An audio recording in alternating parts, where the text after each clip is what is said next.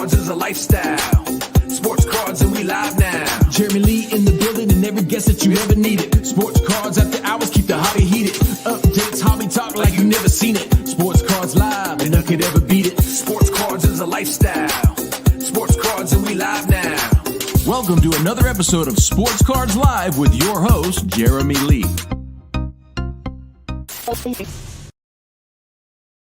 All right, what is going on, everybody? Welcome to episode number 221 of Sports Cards Live. It's Saturday night, March 23rd, 2024. My name is Jeremy Lee, and I would like to thank everybody who tuned in last time with our guest, Chris Torres, CRT_sports cards. Fun episode. Great talk. Wasn't just about T206, but we certainly covered that. And check that one out. Next Saturday on the show, our guest is David Spinrad. He goes by Rated Rabbi on Instagram. Tomorrow, the PWCC Weekly Hockey Show is back. And on Monday, MC Mondays Live is back yet again. And later tonight, after this show, Joe Perot from Santa Cruz is going to join me for an episode of After Hours. All right, guys. Catch my breath. I'd like to ask you to please join close to over 500,000 people who have downloaded the Center Stage app across both iOS and Android for quick comps and card identification. The Center Stage Marketplace is coming soon. Please join me in supporting the great team and the innovation they are undertaking at Center Stage. And VeriSwap, use protection, practice safe swaps. All your transactions on the VeriSwap platform up to $1 million are fully insured by their guarantee. Raymond Lee, the founder, and myself will be live on Instagram for a quick VeriSwap trade desk this Tuesday. And Filth Bomb, everybody, offers live case and box breaks over 4 channels, 7 days a week on the Fanatics Live app. Check them out for responsible breaks with integrity. All right, I want to thank all of our loyal viewers and listeners. If you're not yet subscribed to the YouTube channel or the podcast, please take a moment and do so. And as always, tonight, especially tonight, without a guest, Leighton Sheldon also will not be joining us. He has other plans, so it's just me and you guys tonight, and I'm looking forward to an episode. Try to do these quarterly, so it's been about 3 months, and well, here we go. Let's get into the comments. Welcome all of you here, as I like to do. The autograph curator says, "Say it ain't so, Shohei. Say it ain't so." Isn't that the truth? Hobby Champs says, "My social media accounts are available. Make an offer. Auto decline set at $750,000, which is obviously in reference to the collectibles guru on X recently announced that he sold his Twitter account or his X account. I got some theories on that. We'll talk about that shortly. 86. What's going on? What's going on? Alan Terwell from Waxstad is here. Jeff McMahon, Todd McDonald. What's going on? Dan, good to see you. The solo tour, it does begin. Terry Fortune, well, good to have you, buddy. Mark is here. What's going on, Mark? Warrior Kid, good to see you. Thanks for dropping in again. Robert Scott, good evening. Stukes is here. What's up, Stukes? Good to see you. All right, well, I'm flying solo here tonight, guys. So let's jump into the first topic that I found interesting this week. You know, hobby news, it comes fast and furious. It doesn't ever really seem to stop. Just when you think there's nothing else to talk about, there's another acquisition or an athlete is up to silly things. And there's just also there's card controversy, there's cleaning, there's all this stuff. But one of the things that I found really interesting this past week was Kevin O'Leary. Most of you should know Kevin O'Leary. He's one of the sharks on Shark Tank, alongside Mark Cuban and others going back several years now. And I saw these videos of him and hobby, I guess we can call him a hobby celebrity, because everyone seems to know who Shine is. I've never met Shine. All I know is his name is Shine. I don't know the guy's real name. I don't know anything about him. But I saw on a private jet, it looked like Kevin O'Leary was flying with Shine, and they had come from Blowout Fish, Tom Fish, who owns Blowout. Saw pictures of Tom Fish, Shine 150, and Kevin O'Leary. And Kevin O'Leary's he's a big name. He's a we think about and we complain a lot about how big social media influencers in the past have brought people into the hobby or brought the wrong kinds of people into the hobby, or pumped and dumped and, just kind of in and out, and maybe turning the hobby into more of an investor arena than a collector arena. We certainly saw a lot of that. Well, I don't know, guys, but if Kevin O'Leary is going on to his Instagram account with 1.5 million followers and talking about this alternative asset class and talking about seeing all this unopened product at Blowout and talking about riding on a plane with Shine. I think he even goes to say, if you're in sports cards, Shine. I don't know that's true, but I'm sure several people do know of this guy, Shine. But if Kevin O'Leary's in the space, and I compare him to, like, say, a Gary Vee, I think Kevin O'Leary has way more influence over, like, investment money people with real money than Gary Vee does. Nothing against Gary Vee at all. But if we are concerned about what all the Gary Vee type influencers did a few years ago, I think we have more in store for us with Kevin O'Leary, because people with real money and, like, billionaires, let's say, who are gonna follow someone, I think they're more likely to follow a Kevin O'Leary than they are a Gary Vee. I'm talking about, like, real people with big dough, 10 million, 100 million, $1 billion kind of individuals. And if Kevin O'Leary is talking about investing in this space, and is he going to bring in those sorts of people? And then what's that going to do to the hobby, if anything? I don't know. I think it'll do something. I don't know what, but I think we might be in for another one of those little rides, simply because of that. Maybe I'm wrong. Maybe it was a one-time thing and we're not going to hear from him again, which I'm sure would make a lot of people happy. I really don't know. But that is something that I don't see many people talking about right now, and I think it's really interesting that he's there. And he was talking about unopened ultra modern stuff, which, yeah, I think if Kevin O'Leary is gonna come into the hobby and start buying ultra modern unopened wax, I think he's going to be in for a bit of an awakening over time. I know people have done really well sitting on hordes of unopened product, Tom Fish included. It was mentioned in that video. But then I wonder, does someone like that start looking at investment type pieces, and what does that do to the rest of the singles hobby? And is he going to go vintage, or is he going to go ultra modern, or somewhere in between? I don't know. I'm just, like, thinking that I'm not seeing a lot of talk about it, which is maybe fine right now because nothing's happened, but we'll see what happens. I think it could be interesting what happens with that. So let's see what you guys are saying in there. Bobby, what's going on? Jacob Dahl, good to see you as always. Chad, welcome to the show. Mark Santucci, good to see you. Canada Blue, Pete Rose also blames his interpreter. Foul Fireball, what's going on? Jeremy, Michael Stone, good to see you, Michael Stone. D-Sup, welcome to the show. Philly Joe says, yes, Kevin is Canadian. Yeah, it doesn't mean anything. Kevin O'Leary is Canadian, but he's been on Shark Tank, which is a US-based show, for years. He also sits on the panel, or used to, for Dragon's Den, which was the Canadian version of Shark Tank. He was a dragon on Dragon's Den. John Wee from Center Stage. John, welcome to the show, buddy, and thank you so much for the lights that I've got sitting right there. New lights. Thank you, John. Bob Boozle says, I'm skeptical Kevin may have gotten paid for the pump. I doubt it. I think I saw someone say that, Bob Boozle. I don't know why Kevin Leary would need money for that pump. I highly doubt that. I highly doubt that. The guy does not need to be paid to pump sports cards. I don't think. I just don't think that's it. But I can see that definitely being a theory that people would have. Orlando is here. What's going on, Orlando? Mark Santucci is here. Iconic Baseball. What's going on, Iconic Baseball? Got to meet you at the National. Mookie Chilson. I would like to show Mr. Wonderful my unopened 87 Topps baseball. Kevin O'Leary, if you don't know, goes by Mr. Wonderful. That's his nickname. Self-appointed, probably. I don't know. Mr. Wonderful. Blade 99 says, since he's an investor, should we be more concerned of him pumping and dumping when he's made his money? I mean, right? Like, be on alert. That's all I'm saying, is be on alert. If we start seeing a lot of things move in the hobby because of Kevin O'Leary, I think those of us who've been here for a while need to be cautious. Just be cautious and, just watch for the signs. Watch for the signs. Cardboard Corner, hello to you. Welcome to the show. Thank you for joining. Rage, my guy Rage is here. What's going on, Rage? Good to see you. 90s is here.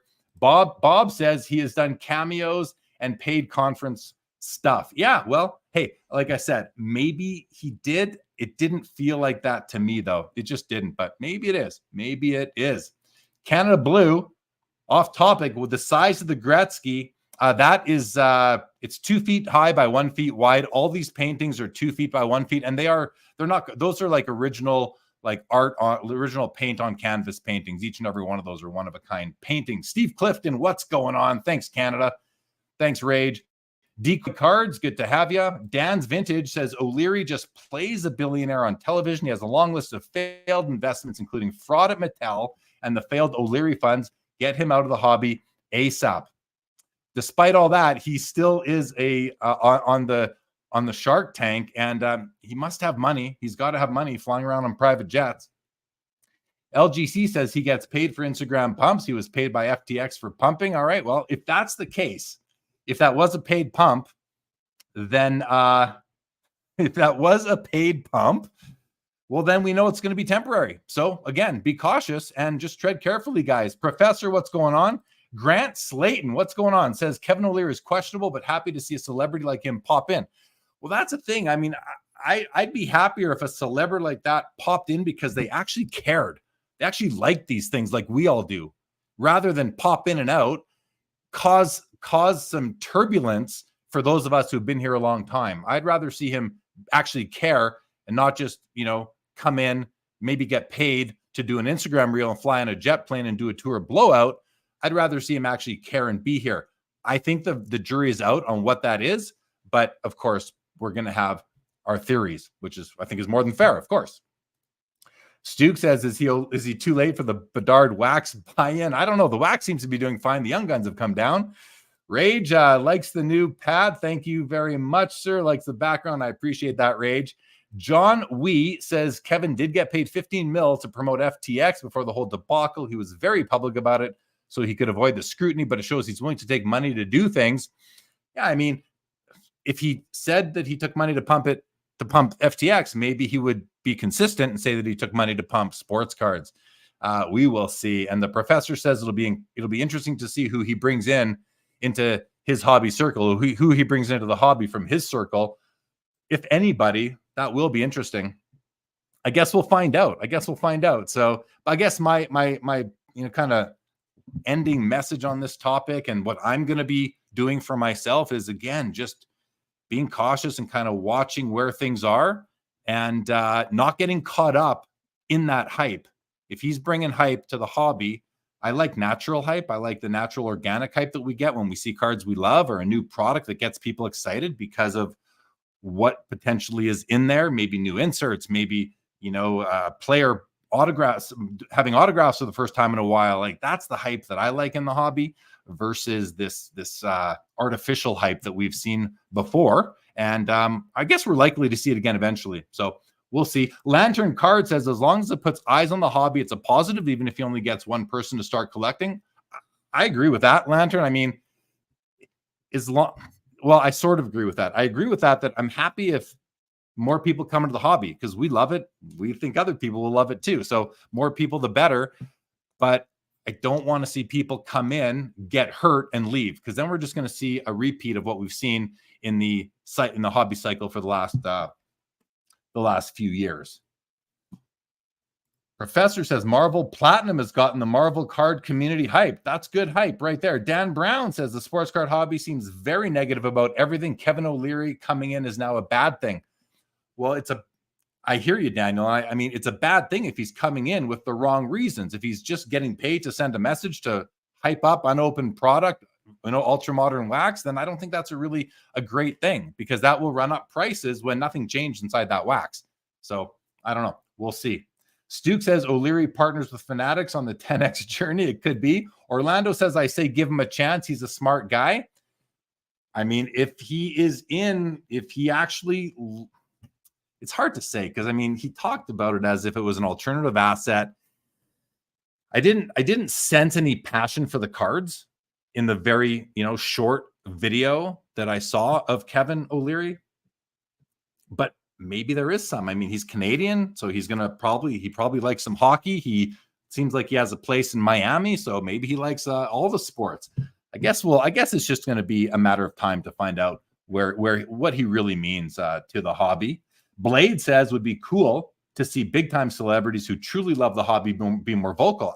Yeah, I mean, if you truly love the hobby and you want to be more vocal, I'm all about it. Justin Bode, what's going on, buddy? Good to see you. Decoy says if very deep pocket people are heavily investing in cards, they're likely quiet about it. Those that get into the spotlight are often trying to gain something for themselves. Like you said, just be cautious. I agree with all that, Decoy, for sure. The people that Kevin O'Leary could influence, the people with money that he could influence into the hobby likely are going to be quiet about it, but we will see the results because, sales are public for the most part. Michael Stone says, so much skepticism in sports cards. Just enjoy collecting. After all, it is a hobby for most of us. And that's a great thing just to reground us all. And I'll just say this out loud, guys, no matter what's going on around us in the hobby, no matter what we're seeing in the content that we're watching, listening to, taking in and consuming, you can always enjoy the hobby. You can always enjoy it no matter what's going on around you. Just go back to your cards, go back to your items. I will stand here and I will just stare at those showcases for 5 minutes, just looking at them card by card. Makes me happy. So you can always go back to your cards when all the noise is maybe not what you want to be, knowing about, or you'd rather just kind of ignore it. Dan's Vintage, if O'Leary invests in Cards HQ, we'll know he wasn't serious. I mean, I think that thing's already set up, but maybe they'll open another store. Who knows? Bobby Burrell, why would O'Leary get in when the market had went down? Well, that's the best time to get in, right, Bobby? When the market goes down, that's when you get in versus when it's going up. Maybe he's the smart one coming in now versus everyone else who came in 2021. LGC says, put up a poll on whether Kevin is good or bad for the hobby. D Sub says, I could see it with more with sports memorabilia than cards. Could be. Todd McDonald says, do you have any new card paintings? I don't right now, but I'm going to try and get some more. Todd. Justin says, Bobby might have answered his own question. Mick Birdestein, first time live, long time. Awesome. Mr. Mick Birdestein. Welcome to the live show. Always love hearing when someone who listens on pod or watches later comes on and joins the live for the first time. So welcome to the show, Mr. Birdestein. Mookie says, I wonder where Mark Cuban is on collectibles. You have to think he's well aware of what. Yeah, for sure he is. Mitch Grotman in the house. What's up, Mitch? Hobby Champ says the big guns like Blowout must be getting nervous if they need celebrities to pump ultra modern unopened. I see a reckoning coming from manufacturers, breakers, sellers of unopened. Maybe. I mean, that stuff's been overpriced for so long now. I think that's a good. The point that I take from this is, I don't think Blowout's getting nervous. I don't think Blowout is nervous at all. And so, if that's the case, then it makes me think that Kevin O'Leary wasn't there just getting paid to do a Blowout commercial sort of thing. Although I could be completely wrong. It could be the opposite, and Blowout could be nervous. I don't know. I'm not in the unopened wax business, so it's hard to say. Bob Boozle says, invest in sports cards live, O'Leary. Michael Stone, I use sports cards as a break from reality, not a way to make more stress. Yeah, that's right. How many of us do get stressed over things in the hobby? Yeah, for sure. Hey, Craig's Cards, what's going on? And Daniel Brown says, Jeremy, what are you most excited about in the hobby right now? Right now, I'm most excited about the upcoming expos, the Toronto Expo in a month and the Edmonton Expo a week later. And then, of course, the National back in July. That's what I'm most excited about. Someone DM'd me today and said, hey, on your after hours show later tonight, can you show some of your most recent pickups? I said, to be honest, I haven't picked up a lot of cards lately. The stuff I picked up is really just for the sets that I collect and have been collecting for a while. I haven't picked up anything big in a while. And so, I'm just excited to be enjoying the hobby without having to always feel like I got to buy something. I'm really enjoying the cards I have. I did a reel on Instagram a few days ago where I was just sitting here after doing one of my shows. I had a bunch of cards laid out right in front of me, and I was just enjoying them. I'm just going to, and I was listening to music. I have YouTube Prime. For anyone who doesn't have YouTube Prime, it's really well worth it, especially if you don't want to watch the commercials on YouTube. So I've had that for a while. I finally discovered it. The other good thing about YouTube Prime, guys, is when the YouTube app on your phone and you want to use other apps, you can do that with Prime. If you're using just unpaid YouTube, as soon as you leave the app, it shuts off. So YouTube Prime is pretty awesome. But in any event, I was listening to the music. I was listening to some songs, and I'm listening to that Control-Alt-Delete song. I'm like, this song is groove. I'm bobbing my head, looking to my car. I was like, I'm going to do a video with this song. Luckily, it was part of the Instagram playlist. So anyway, I'm just excited about cards, Dan Brown. Mark, what do I think about high number set card? I don't even know what you're talking about, Mark. I'm sorry. Michael Stone, are you going to be set up anywhere at the National or hang out at the tag booth? Would love to meet you in person. I am not. I don't know yet what my plans are for National. I'll definitely be, hanging out at the tag booth here and there. I don't think I'll be tethered to it, but I'll definitely be around there. And I'll be, if I don't have any sort of setup, I'll be walking around. But, stay tuned, Michael, and love to meet you in person as well, and everybody else as well. The Curmudgeon is here. What's going on, baseball card Curmudgeon? Bobby says O'Leary would invest privately over publicly unless there's an ulterior motive. That makes a lot of sense to me. Sports Card 613, good evening to you. Show the Sakic tribute, he says. I don't know where it's behind me. I can show the Sakic tribute. Where'd it go? It's not in that pile. Be here. Let me see if it's in this pile of cards here. Yeah, so I did make a trade recently. That's what this question's about. I kind of forgot about this because I didn't go out and buy any cards, but I did pick this bad boy up in a trade, an Instagram trade the other day, where I gave away a card from my PC that I wasn't planning to move, and but I just had an offer that I couldn't refuse. Sometimes you get an offer you couldn't refuse, and I took the offer anyway. This was part of the trade. Beautiful Joe Sakic 0506 Cup RPA tribute out of 10. Justin Bode lost on the 94 Gretzky auto on Sunday. You just got outbid. I even did your link to get your referral. I reran it to like 17. Well, good effort, Justin. Good effort. Vintage says Kevin O'Leary is 70 years old. It would be interesting if he talked about collecting as a kid. Exactly. LGC Leighton is not coming on. Leighton has a conflicting plans tonight, so he won't be joining. You're stuck with me for the show now, but in about an hour and a half, show number 2 tonight after hours, and Joe Perot is going to be joining my guy from Santa Cruz. Michael Stone says, I know hockey's your sport, favorite team and player. Calgary Flames is my favorite team. Favorite player in the NHL right now is I'm going to go, oh God, I don't even know if I have a favorite player in the league right now. I'm going to have to come back to that. Seriously, there's so many good young players, and nobody on, like, the Flames is my favorite team because I live here. They're my team. But my favorite player on the Flames is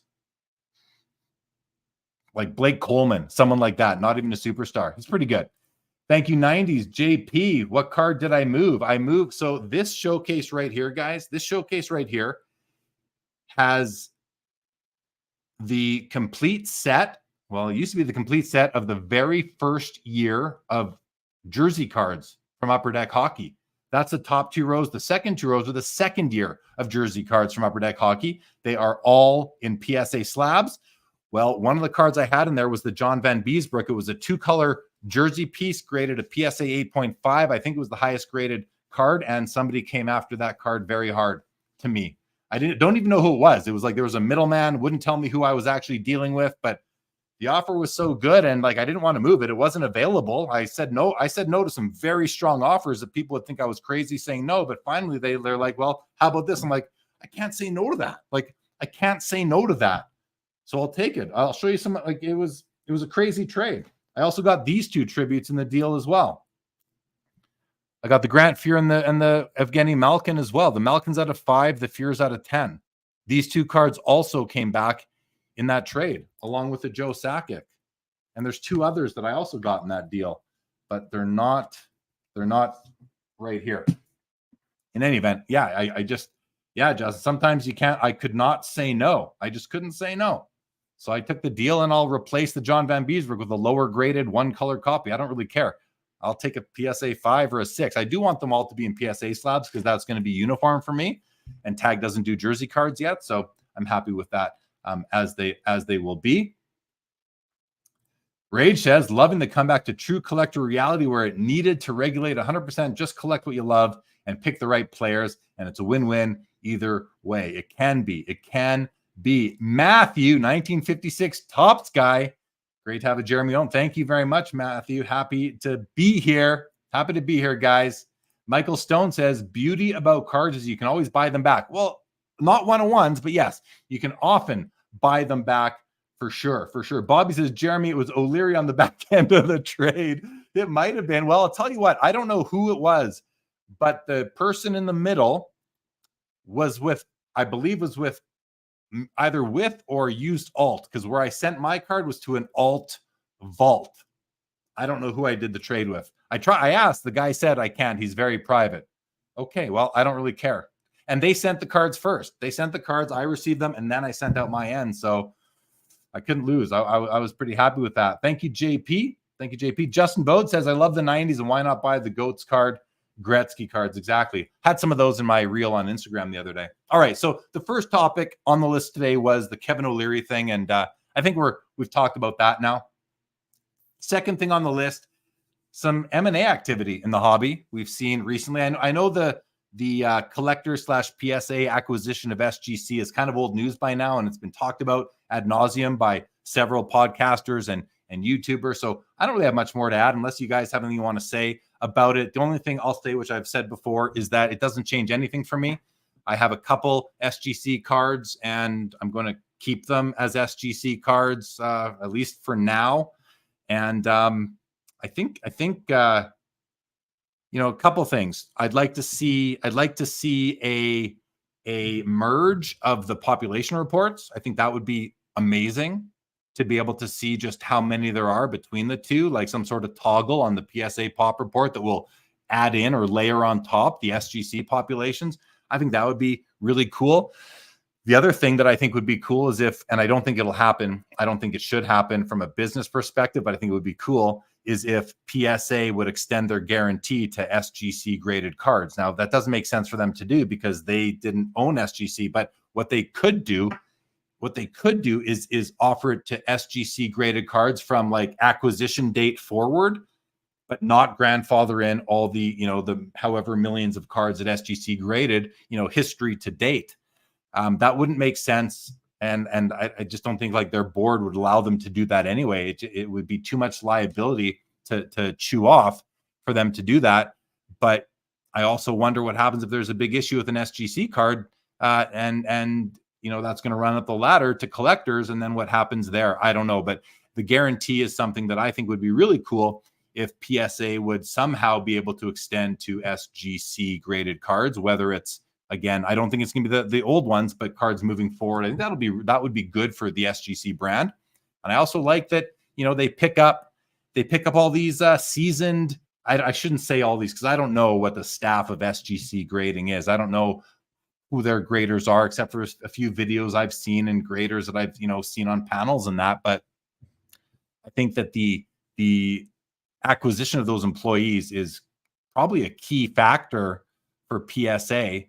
I think getting those the experience that they have there and the knowledge, especially on the vintage, I think is probably a worthwhile pickup for PSA.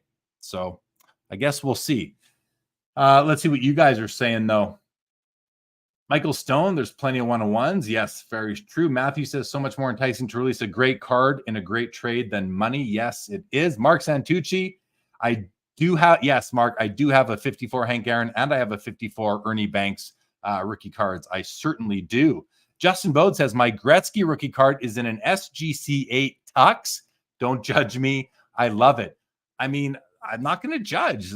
We all collect what we like and whatever slabs we like or raw too. I mean, obviously, I think I like SGC as a company. I do. Personally, the slab isn't my favorite. I don't like the black inlay. It's just simple. And I don't like the slab is just bigger than everything else. But outside of the slab, I like SGC. LGC says they should combine the cards allowed in the PSA register. That's another one. Yeah, good call, LGC. That's another thing.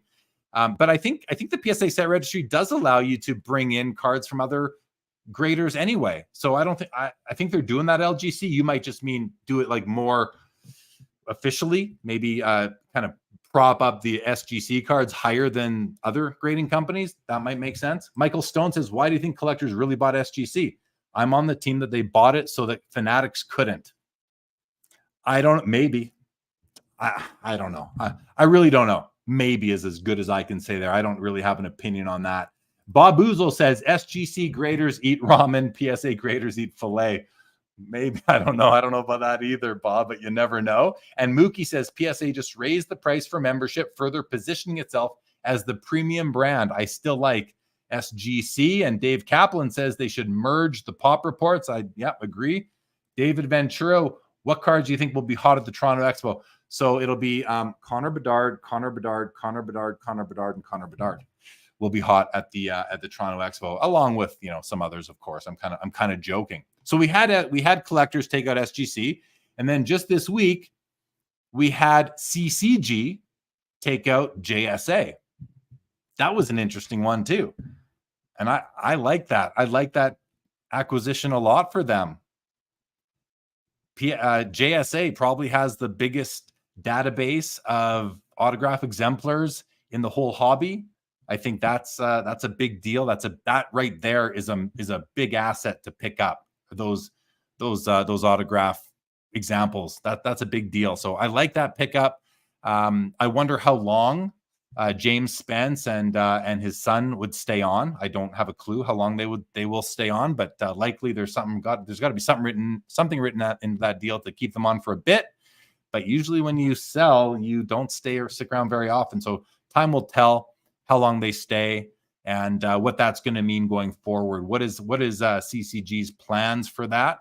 But bringing kind of the most reputable autograph authenticator into the market, into the company, as CCG has done. I mean, I think that's a big play, and I don't think we saw that one coming. Maybe we did. I certainly didn't see that one coming. Mark Santucci says, I collect raw and look at the card and decide what it looks like and decide on the grade. I like that approach, Mark. I think we as collectors need to be scrutinizing the card in the slab. I really encourage people to don't look at a card. Okay, don't look at a slab. I don't have one within arm's reach. Don't look at a slab and look at the grade and then kind of just automatically agree that must be the grade. You have to ask and most of us, I mean, if you're watching this show, and you've been in the hobby for a couple of years, by now you probably have a feel for what a card's condition is. You have to decide if you agree with the grade above. Don't just agree with it by default. You would decide if you think that the card, you'd have to actually, what I think I want to say is you have to decide if the grade assigned to the card is reflective of how much you like the aesthetic and the condition of the card. And I say it that way because the technical grade may be correct. Now with human grading, it's not going to be correct 100% of the time. It's probably correct somewhere between 50 and 60% of the time. And the reason I say that is because we just know that you can submit over and over again to get different grades every time. So it's hard to know what the correct grade is when you're submitting to a human grading company. But if you were to submit over and over and get the same grade every time, then I think you would feel like, and between different companies, if they all say it's Gem Mint or EX or VG Plus, whatever, I think you're going to be able to say to yourself, okay, the card is in that condition. But regardless, I've seen ones that are nicer than 4s and 5s, and we see 6s that are nicer than 8s, et cetera, et cetera. So really look at the card, decide if you think the grade is fair, because if you think the card is really nice, if it's a 2, but you think it's beautiful, you're going to get a great deal on it. If you're looking at a 4, you think it's an ugly 4, wait for a nicer 4. Like don't pay 4 money for an ugly 4 if you have the option. Maybe, I think we're getting to the point where a lot of people kind of aren't willing to pay average prices for a 4 when the specific 4 that we're looking at is clearly a weak 4. Bob Boozle says, I want Beckett to be sold more than any other company. Buy the whole thing, not just grading. Yeah, if I had the cash, I'd love to buy Beckett. I love the Beckett brand. It's so such a part of my youth. And yeah. James Wynn says, Tag will be the last one standing. All hail Tag. Thanks on behalf of Tag, James Wynn. Time will tell. Orlando says, buy the card, not the slab. I have PSA and SGC. Yeah, exactly. Michael Stone, I would love a redesigned Tux Vintage. So he's talking about an SGC slab. Yeah, if SGC could make their slab the size of all the other slabs, that would go a long way with me in, with certain cards that I'm willing to pick up, picking up in those slabs. But yeah, otherwise it's kind of harder. I kind of have to get over that hurdle of, well, it's not going to square up with the rest of my slabs. Tom Newman says, did you see the Kent C Straight collection for sale? I didn't. Maybe. I'm not sure. I'm not sure what you're talking about, Tom. Justin Bode thinks it's a great play. Stuke says, I bought a 48 Bowman Bruce Smith at the Dallas Card Show in a 1980s SBC holder. Bought the card, not the slab. The one thing I will caution about buying kind of, unknown slabs is that, did they get the authentication correct? That's something that I would be a little leery of. And that's one of the best things about, PSA, SGC, CG, Beckett, as far as vintage goes, is that they're probably the best at identifying counterfeits. Michael Stone says to Orlando, I have PSA, SGC, CGC, tag, and HGA in my collection. Orlando says, eye appeal matters. Yes, it does. Justin thinks that his Gretzky rookie in the SGC Tux looks beautiful. I'm sure it does. And Michael Stone, if I plan on selling the card, I would say if I plan on selling the card, most are in a PSA 10. The demand for PSA 10s is ridiculous. Yeah, it is. And I'm, for card sellers, it's so good to sell PSA 10s because you're getting such a premium for them. And I would be selling into the PSA 10 demand as much as I could. Mark Santucci at the Toronto Expo, will dealers have cards like Rod Gilbert, Phil Esposito, Tim Horton? Yes, they will, Mark. Yes, they will. And David Ventura wants to know, will PSA be at the Expo? Well, they were there at the last Expo. They had a huge area, kind of at the back of the grading hall. I do believe that the grading hall is going to be switched with the autograph pavilion next month at the Expo. Should be better. Should be a better layout. These guys learn and improve as they go over at the Expo. So yeah. I think I'm guessing they'll be there, David, but I'm not for sure. I'm just not for sure on that. Ace Baseball Card says, do you think vintage-wise the collector's grade still matter for value long time? Example, the 40s being a 4, cards from the 1940s in a 4 grade, 1950s in a 5 grade. I do think that those still matter.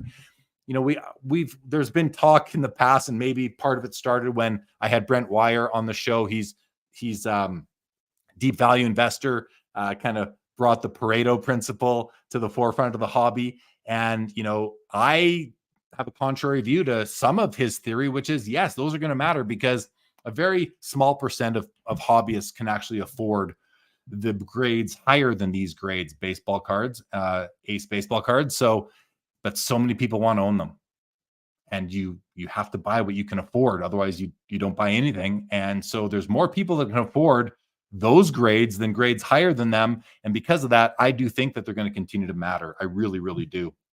Justin Bode loves my 98 Atomic Gretzky. I do too, Justin. Thank you. Lantern says, I believe PSA is there, but I don't think they are on-site grading with respect to the Expo in Toronto next month. Okay. Mookie says, Jeremy broke the burrito seal. I broke the burrito seal, Mookie. Well, it was on point, right? It was on point. All right, guys.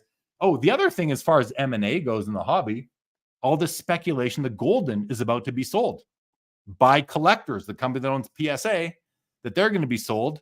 And I'm hearing people speculate that eBay is going to buy Golden.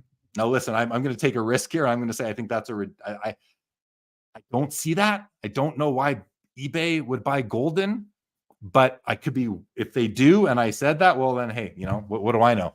But that I don't really see happening. But if it does, well, congratulations to collectors for selling Golden if they wanted to dispose of the Golden asset, and congratulations to eBay for picking up the Golden auction company. I mean, they have a pretty good brand going on at Golden, and they sell lots of cards, and so I guess we'll see. But it doesn't make sense to me for eBay to buy Golden. But you never know. You never know. Michael Stone says, a bucket list card I don't own yet. I'm going to come at you with 3 of them. 1933 Gaudi Lou Gehrig, I think I want card number 92 versus 160. There's two of the same. I think I want the lower numbered card, but I don't think I would shy away from the right buy at card number 160 or 162, whichever it is. Second card is the 1953 Topps Willie Mays. I think it's the most beautiful vintage card ever made. And the third one is the 1941 Joe DiMaggio. I mean, that card, I was going crazy over that card the other night. Yeah, I love it. Love that card. Dan says, buy what you can afford and upgrade when the opportunity presents itself. Yeah, and don't rush. Don't rush to upgrade. I want to upgrade. I thought about upgrading by downgrading my Jackie Robinson rookie. It's in a PSA 6 holder, but it's off center. And I thought, well, I could sell that, take the money, buy a nice 4, let's say, and still have some money left over. But then I think to myself, I love my off-center Jackie. I love that it's off-center. I've grown to love it over the years. I've owned it for about 12 years now, I think. And I'm attached to it. So yeah, upgrade when the opportunity presents itself, but you might not want to upgrade it later on. That's the other thing. Just allow yourself to not need to upgrade is all I'm saying. James Wynn says eBay is buying Golden. Duke says my pewter signed Gartland Gretzky looks great without a slab. For sure it does. Luigi, wouldn't Fanatics buy Golden? Well, they bought PWCC, so now do they buy Golden and merge those two, or keep them as separate brands and just let them operate? I don't know. Wouldn't they? I don't know. I don't know if they wouldn't. Jeff Card says, I always find great deals on Golden. Hobby Champs, to me, collector grade is the highest individual grade population of any individual card. Never made sense for me for it to be a static number grade. Yeah, I agree with that, Hobby Champs. So you're basically taking what I believe would be called, what would that be? The mode, something like that.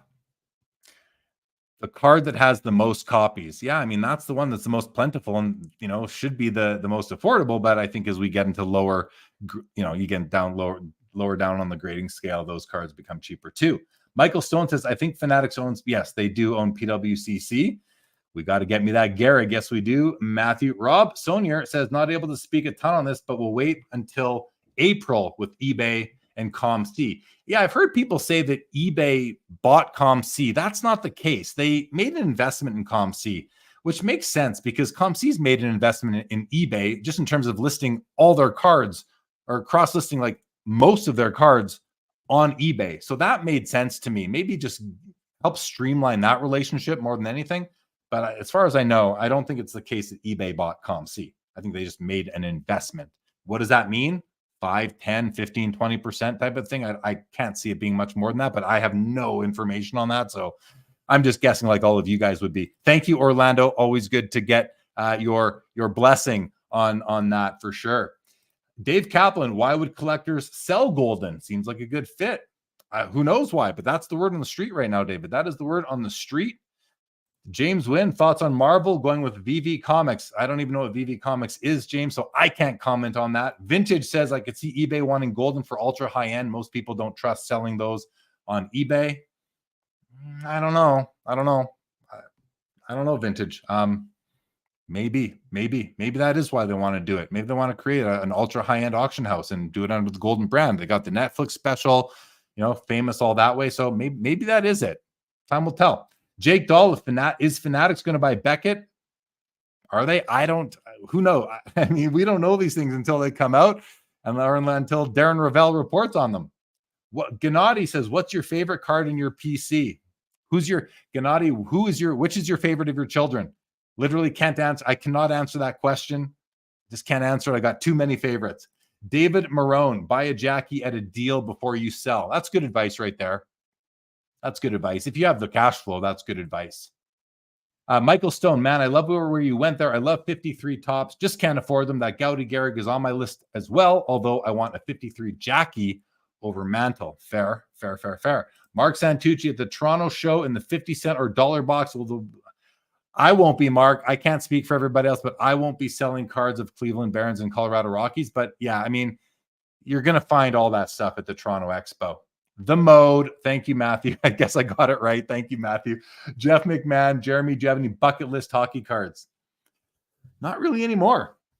Not really anymore. I've pretty much got all the hockey cards I want. I mean, there are cards I need for some sets that I'm collecting that'll eventually come up. But as far as like, vintage cards that you don't see very often, there's ever since I stopped collecting the C57 set, the Vezina from that set has left my want list.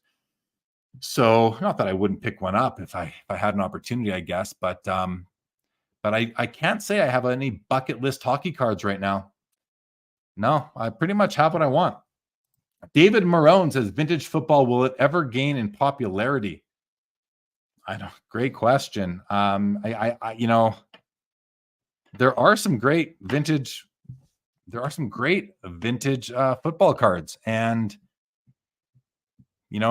my Otto Graham 1950 Bowman that I picked up at the Toronto Expo, believe it or not, in Canada not too long ago, is one of my favorite cards that I own. I just love everything about that card.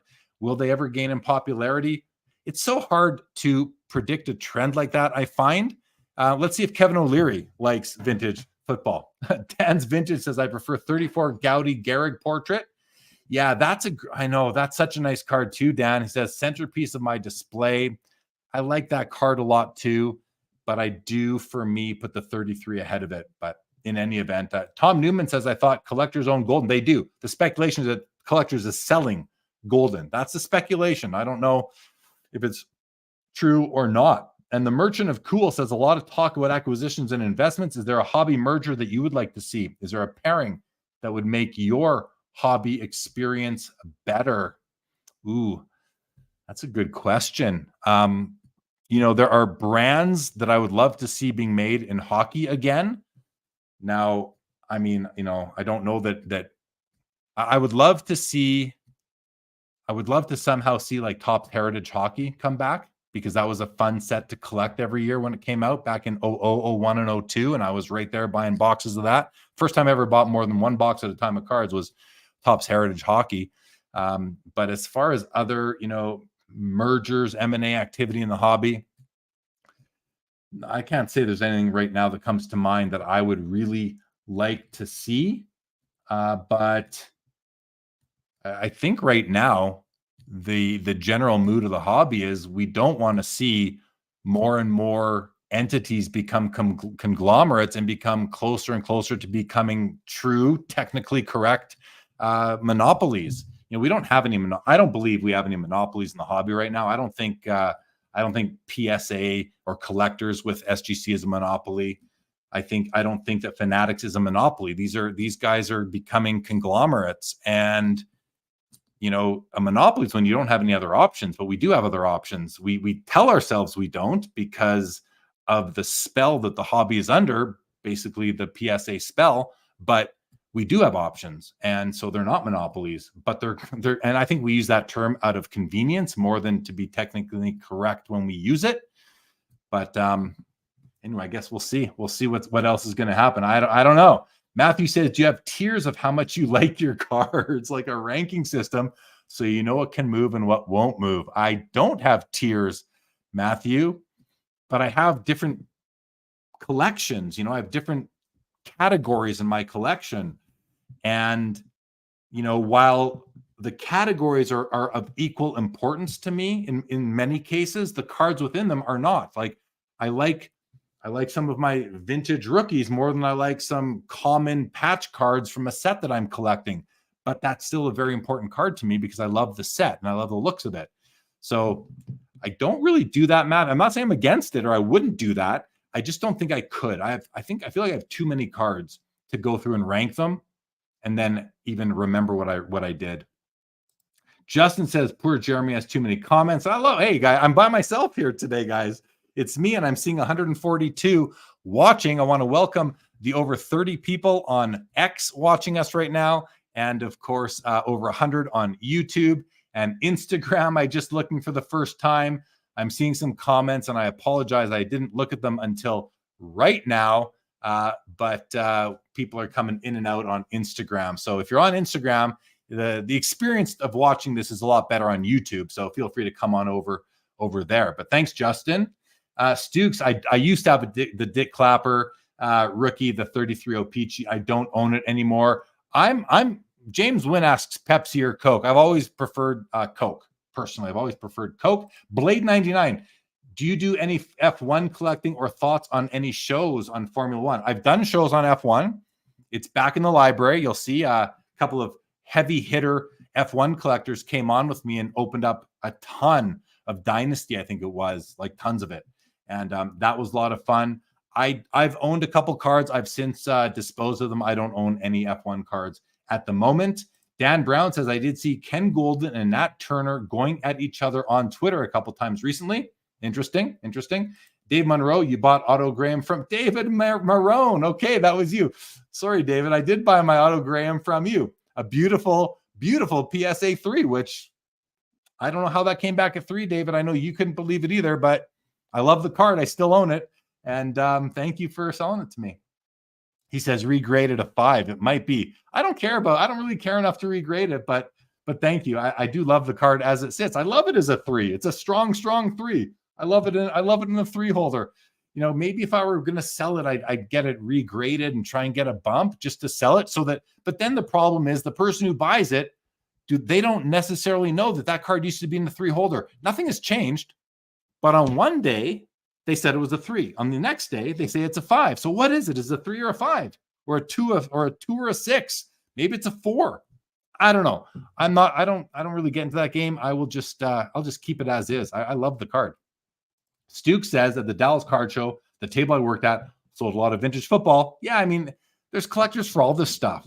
Stuff is just more popular than others. Mark Santucci likes 72 to 86 for football. Yeah, great run right there. Dave Marone collects every football set 33 to 79. There we go. Football collectors. Robert Scott, we need an affordable hockey set that has gum for kids. Bring the gum back. I will buy that product for sure. For sure. Vintage says my bet is vintage non-sports, especially if historical figures will grow in popularity over time. I love that stuff too. I love, historical figure cards. I've got a PC of that as well. James Wynn says PSA stands for pretty sure altered. I mean, here's the thing. Every grading company is going to have some altered cards in their slabs. It just goes without saying. What's the error rate? That's the real question. And how often do they let them through? Tom Newman says we need the J. Lee Gretzky tier list. Yeah, I'd love to do one of those actually. 86. I will be set up at the Toronto Expo 86 as usual. I will be definitely. Mookie says clearly the Beezer was not in Jeremy's highest tier. No, the set was. Those cards are in such a high tier. They have one of 2 showcases on my wall, but I couldn't turn down the offer. Like someone reached out to me recently for another card that they saw on my Instagram and they said, is it available? I said, well, I'll listen to an offer because if you make me an offer I can't refuse, I'm not going to refuse it. If you make me an offer I can't refuse, I'm not going to refuse it. Simple as that. Like at the end of the day, that's the way it is. But so I didn't refuse it. And I'll find another card. Merchant of Cool says Topps Heritage Baseball is my favorite set. Wish all the major sports had a product like it. Me too for sure. And still only 25 cents says, what did you think about Parker's Champions? Really like the 51 retros and watching breaks that aren't focused on anyone named Bedard. Yeah, I think it's a cool product. Still only 25 cents. I do think it's a cool product. And I have my eye on one of the kind of sets within the product. And I don't know if I'm going to purchase any cards from it, but I got my eye on it. I'm thinking about it. Dave Marone says Jeremy is by far the best influencer and ambassador in Canada. Wow, Dave. Thank you very much for that. Really appreciate that. Clay Phillips. What's going on, Clay Phillips? Good evening to you. The Preds are on fire. Yeah, 1-0 win tonight. That's pretty crazy. Says Jeremy influenced me to shave my head. Very nice, James. I'm sorry about that. I'm sorry to your family. Barry Moss says next acquisition, Jeremy buys out a meats table at the Expo. We'll see about that. If he doesn't submit it all to you guys at ComC first, Barry, maybe I will do that. OC Trust Attorney, good to see us. Says I like collecting cards of my favorite player in parallels that occur each year, i.e. Buster Posey Topps Black Border and Topps Heritage Chrome Black Border. I love that approach when you can chase a card year after year. that's a lot of fun. And then when the card company sort of changes the structure of the set and then your favorite parallel or whatever goes away, that can hurt, especially if they bring it back the next year or a couple of years later. It's like, well, now you got that gap. I'd like them to just be consistent personally, for sure. Richie, the Beezer they're referring to was the 96 Upper Deck jersey, which was in my set, my complete set, but somebody made me an offer I couldn't refuse, and I traded it away. And Jeremy says to me, so he's Jeremy, I'm Jeremy. He says, when I saw you at the Burbank show, you were doing a ranking of cards. What was that? And where is that video? That was something that Tag was doing for content. And I'm not sure what they did with that, if anything yet, to be honest, Jeremy. I'm just not sure. But that was called a tier list. And it was something that came, I think, out of the TCG world. And that's what that was. Lantern, really like the cut autos and new Parker's Champion. I hear that. McBirdie Steen says, hey, we're card bros with the SI for Kids card for Tiger Woods. Have you seen the Charlie Boo? I've seen the Charlie Woods card. Yeah, and congrats on having that card with me. Very fun. Dave Marone says, comment on the cup versus in the game. What percentage of comp do you try to bid on these? Do you ever go over the cup versus in the? Sorry, Dave, I don't understand the question. I can tell you, if you're talking about in the game cards, I have some in the game cards, and I went pretty heavy on them for a few years. But right now, I've really condensed my ITG collection. Yeah, Leighton couldn't make it tonight, Justin. Apologies on his behalf. Jeff McMahon, let's not talk about the Nashville win today. Good game, though. And the Merchant of Cool, what are some of your favorite insert sets, if you have any?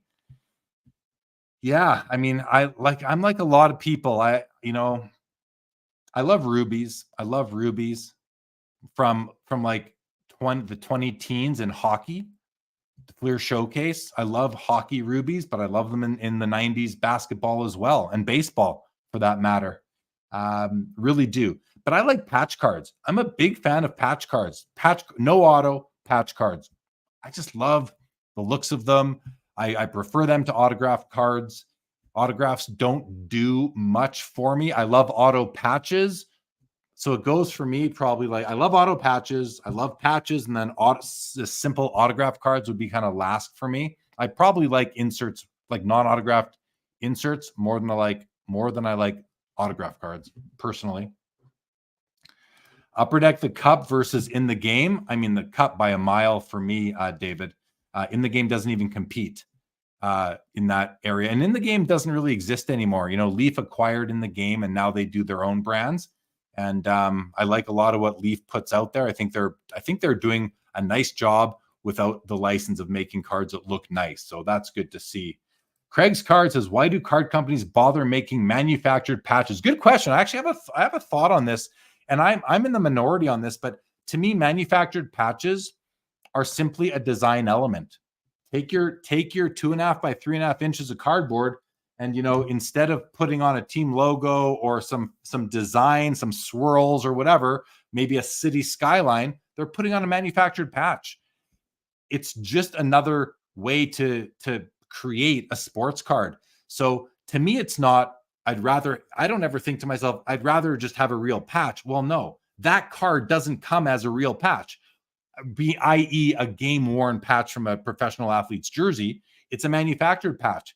I ignore them easily. I easily ignore manufactured patches. I don't know of any in my collection. I've had them in the past. I can't think of any that I own right now because I haven't found one where that design element appeals to me. But I don't look at a manufactured patch as a card company being lazy or they're too cheap to put in a real patch or any of that. No, that is the nature of that product, and they are putting manufactured patches in it. So, but avoid them. If you don't like them, just don't buy them. It's a real easy boundary to put up, just like sticker autos. That's one of mine. Like unless I have to make an exception for some reason that I'm willing to make an exception for, I don't want sticker autos. But I also, I'm also not an auto guy. So that's an easy boundary for me to put up. David Marone says, the cup, do you bid full comp? Do you feel that these are worth it? I don't know what cards within the cup you're talking about, David, but I can tell you, when I bid on cards, I rarely look up comps. I just bid what I want to pay. And sometimes I will check after and see that I paid too much. But if it's a card that I really want that isn't a commodity card, I'll pay what I have to get it. And I will set the new comp. I will set the record. I'm okay with it. Mark Santucci, do you have any Parker's card that is Canadian teams or US? Nothing right now. I have a Richard rookie. I have a Maurice Richard rookie and a Gordie Howe from 51 Parkhurst. Justin Bode says that original first cup set is where it's at. Yeah, that is a beautiful, beautiful set. I was looking at a honorable numbers today from that set of Jerome McGinley. I thought they just like that. That is such a classic design. The honorable numbers from 0506 the cup are just beautiful. They haven't matched that design ever since, in my opinion. Richie says, to follow up on the manufactured patches, do you like or would you collect concepts such as NHL Glory Shields? So NHL Glory Shields are thick cards from the cup with a NHL shield, embedded in the card, but that shield is made out of silver and it's thick and heavy.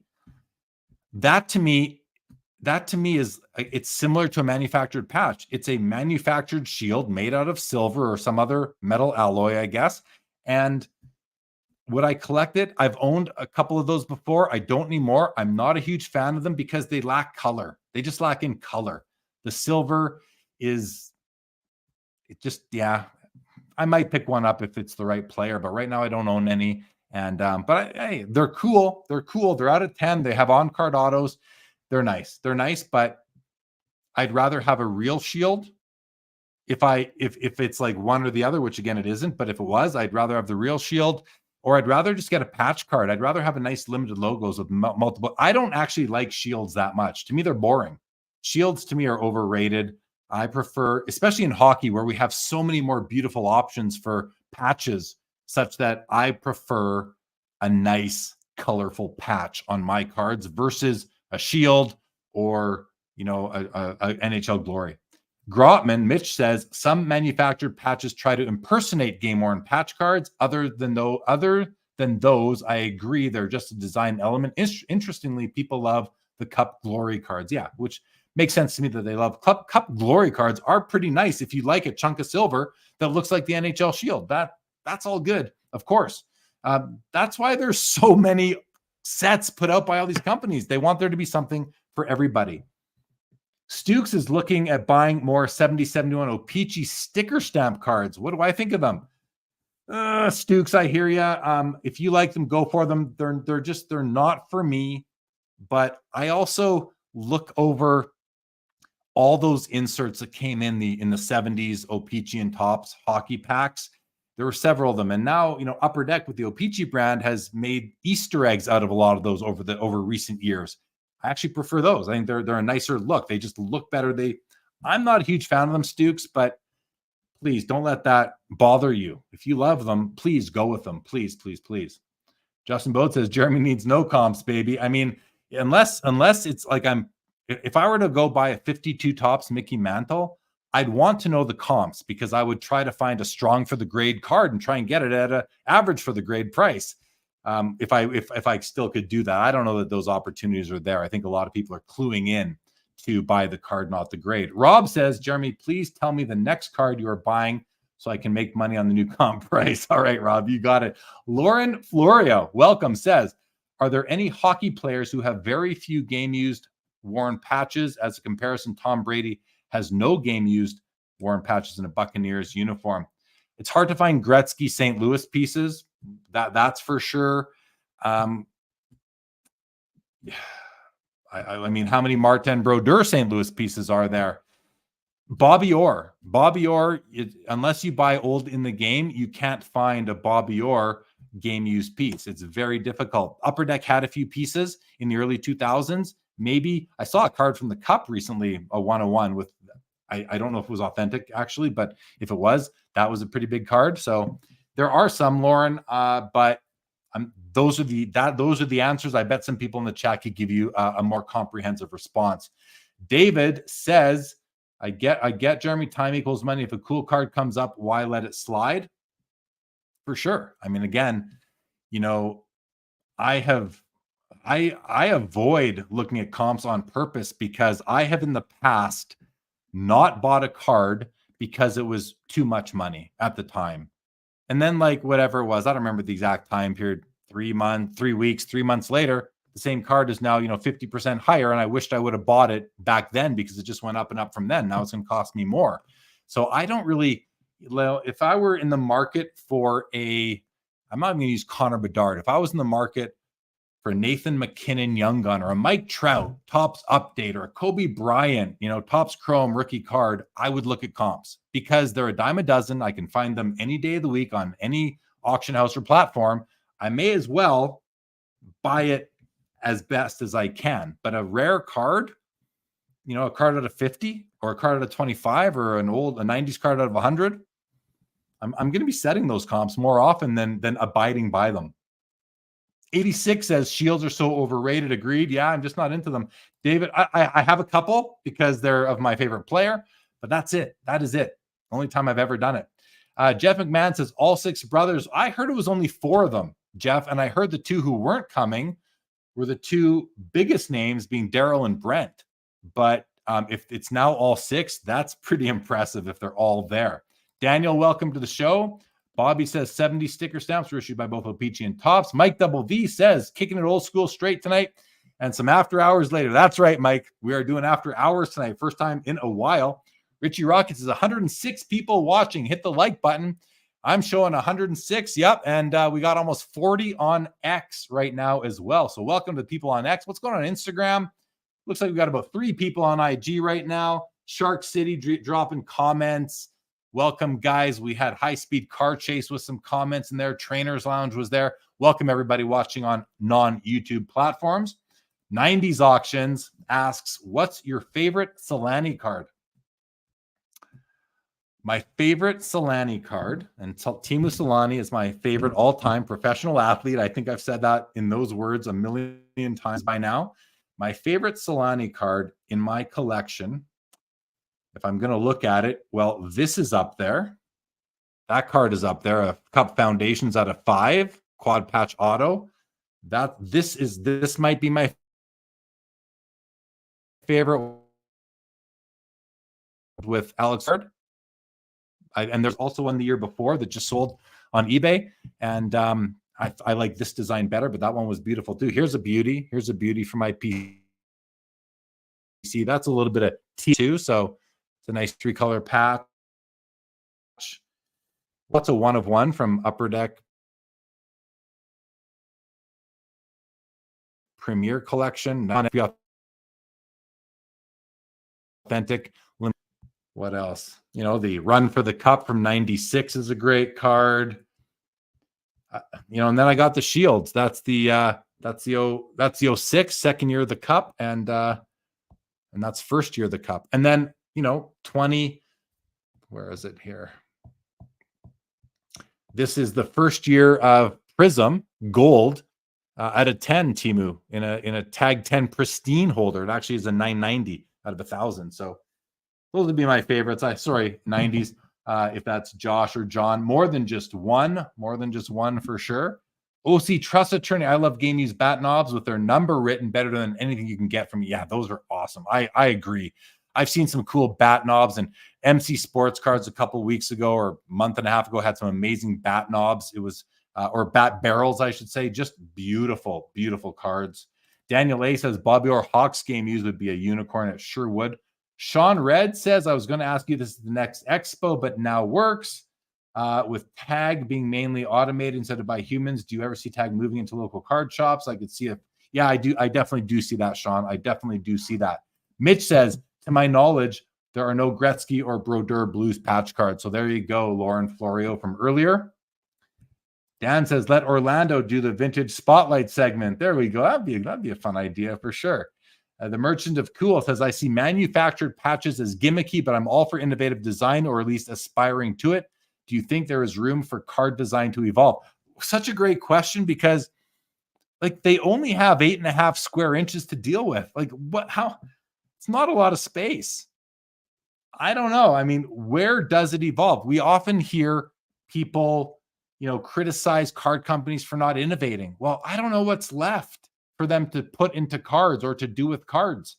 So to anyone who does, kind of complain that card companies aren't innovating enough or that the lack of even the lack of competition, because there's, single licenses per league. People who say that the single license, just stifles competition. Well, what would you do? Give some, next time you make a comment like that, give an idea, even sketch something out. What else could they be doing that could be done that's reasonable? Not that there must be something. I'm sure there's something, but I can't think of anything. He goes on to say, do you think the hobby can learn to have a new type of card? Well, we've tried booklets. We've tried 3-panel booklets. We got oversized cards. We got undersized cards. What sticks? I mean, I don't like off-size cards that much for myself. Except if that's all there was, like the 69 basketball, the 64 hockey, the 52 tops baseball, and everything from pre-1950. I'm okay with those. But do I think the hobby can learn to love a new type of card? I wonder. I don't know. Colin Murray, hello. Yes, 990 is a very nice grade, James, for sure. Robert Scott says, what day are you interviewing Timu at the Expo? I don't know yet. Whatever day he's there, I will likely be interviewing him on the day that he is there. And Mike Double V says, I have a few manufactured patches in my Marner PC as long as I'm paying too much or not paying too much, although the Letterman chronology cards are nice. Yeah, Letterman chronology cards, I guess they're not. I don't like them personally. I don't like any letter card that isn't off a jersey because they're just a little bit too small. And that's what Mitch was saying earlier. They're kind of posing as real patches, or not posing as, because that makes you think that it's trying to mislead. I don't think they're trying to mislead, but they're sort of impersonating. Maybe that's the same thing. Impersonating some of these original, letter cards off a nameplate of a jersey. And yeah, I mean, those I don't like for whatever reason. I need a sip of water, guys. First one in an hour and 10 minutes. All right. Let's go to the next topic on my list, guys. Next topic on my list of things that was on the thumbnail for this episode was card care. Card care getting a lot of attention right now from a lot of different platforms. And I tuned into a bit of Kurt's Card Care Wednesday night on Instagram Live. Watched him soak a Andy Brickley card from 89 Tops Hockey, a common card with some gum stains on the back. And he dipped the card, dunked the card into his solution. And that solution was the spray. I saw someone ask the question, is that your spray? He said it was the spray. And when that thing was dried, however many hours later, or maybe this was a video, I forget where I saw it, but after that thing was dried several hours later, those gum stains were gone. The card looked great. It looked like the way it was supposed to come out of the pack, or as if it was in the middle somewhere. And so, I'm seeing a lot of different opinions on this. A lot of talk about what is alteration. What does PSA consider to be alteration? Is it consistent with the Wembanyama card that apparently had the Kurt's Card Care treatment? PSA knows it had the Kurt's Card Care treatment, but they couldn't detect it. And if you can't detect it, is it really there? If a tree falls in the forest and there's no one there to hear it, did it really fall? I mean, yes, it fell. Yes, the treatment was placed on the card. So I don't know. I mean, I think it's tough. It's a tough spot. If PSAs, graders, authenticators cannot detect Kurt's solution or solutions, the wax that he makes or the spray that he has or the solution that you dunk cards in, if PSA can't detect it, then what are they supposed to do? Like what else could they do? But nothing, but continue as business as usual. I don't know what else they can do. But here's the key. I think the key question. First, James Wynn says card care, spray. Yes. Justin says that is a sore subject. Orlando asks what's in his spray. Well, that's proprietary. He's not telling anybody what's in the spray. And to me, that's something I would like to know. Not that I would know what those chemicals would do. I'm no chemist, but I'd like to know. But the most important card is Lantern card says, would you buy that card? Would you buy that card? So let me just talk about this for a moment, Lantern, and get everyone else's thoughts, really. if I'm at a card show or I'm buying a card online and there's two of the same card, and for all intents and purposes, they're the same technical grade in the same slab by the same grading company, and the cards are as nice as each other, I would be happy with either in my collection. One of them, we knew for a fact, had never been dunked in any liquid, never had a spray on it, nothing. The other one, we know, was dunked or had a spray or was improved in some way. What card would I want? I mean, it's obvious. I want the one that was never handled, was never worked on. That's the one that I would want, the one that was never worked on. So then the question becomes, this, like, I don't know if this is an integrity issue or a transparency issue or both. Probably it's both. But think about people who are using those products and then are selling cards. So you use the product, you get the card graded, it goes undetected, and then you sell the card. And you're likely not going to disclose that that card was treated by Kurt's Card Care or Mr. Minty or whoever else is doing these card cleaning. And I don't know what the difference is in services between those two. Like Mr. Minty, Steve's a great guy. I've met him. He's a lovely guy. He's a great guy. I've never met Kurt. I've had conversation with him just on DMs, but I've never met him in person or had a phone call conversation with him. Seems like a fine guy, but I don't know the difference between what Kurt offers and what Steve at Mr. Minty offers. All that said, if you're not going to disclose what you've done to a card when you sell it, graded or not, I think that as a buyer, I'd want to know. Therefore, as a seller, I would feel like I need to disclose. And because I would personally, at this time, feel weird telling somebody that, yeah, this card was dunked. I dunked it, and then I dried it, and then I graded it, and I'm going to sell it. I would feel weird about that. I would have a weird feeling in my stomach. And so, like, in my gut. So right now, my position is I don't want to buy cards that have had treatment where they are submersed in liquid or have had a spray applied to them or any other substance. I don't want to buy those cards. Where I don't have a problem with it, and this is a two-part thing, because I don't have a problem with it, but then there's a caveat. So where I don't have a problem is for, like, if you're collecting, if you have a set of cards that you put together back in the 60s or 70s or 80s, and it's in your binder, and you have the set, but some of the cards could be improved, and you want to improve them and put them back in your album, I don't have a problem with that. If they're your cards, you can do whatever you want to your cards. You can, even amongst the rest of us, you have the right to do whatever you want with your cards. But I think if you're going to exercise that right and then sell those cards, you should disclose. I think that's the right thing to do.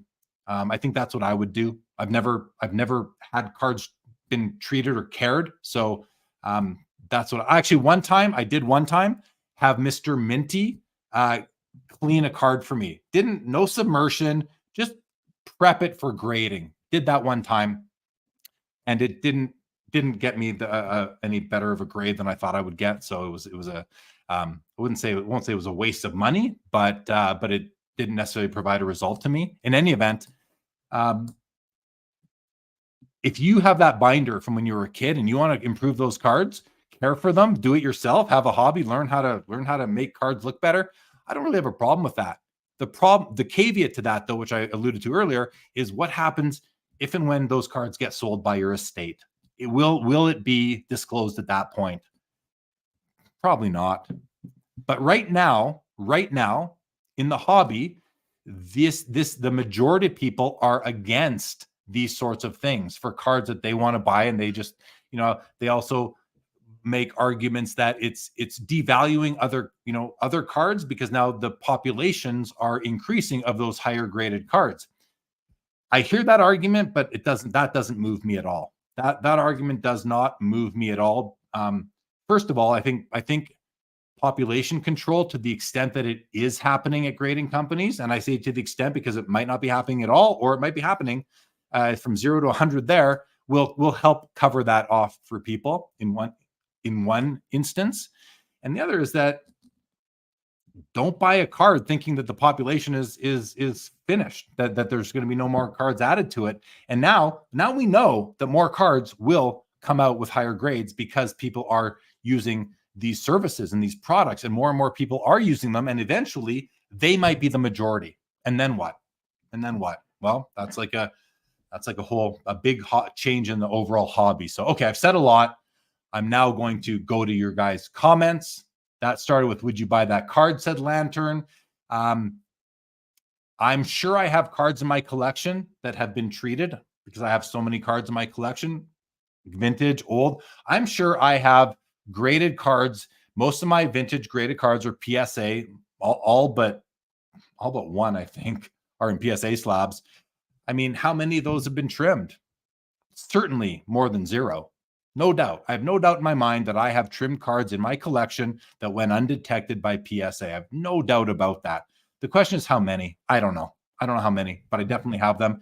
So that sucks, but I would rather not. I would rather not have a card. I would rather just buy a natural, untouched, vintage 1933 Gaudi Lou Gehrig in a PSA 3 to 4 holder, than a vintage 1933 Gaudi Lou Gehrig that used to be in a 1.5 or a 2 that is now in a 3 or a 4. No, I'd rather have the natural 3 or a 4. All right.